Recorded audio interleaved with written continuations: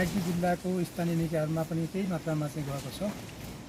त्यस्तै गरेर बेनी सरकारी कार्यालयहरू, मालपोत कार्यालय, प्रहरी कार्यालय अनि अदालत, त्यसै गरेर बागलुङ जिल्लामा चाहिँ गएको छ।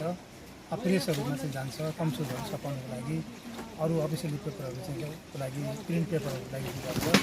जन्म दर्ता, बिहा दर्ता लगायतका चाहिँ प्रिन्ट गर्नुको लागि चाहिँ स्थानीय निकायहरूमा पनि यो प्रयोग गर्ने गरेको छ। अलिअलि मात्रामा पोखरा र काठमाडौँमा चाहिँ अलिअलि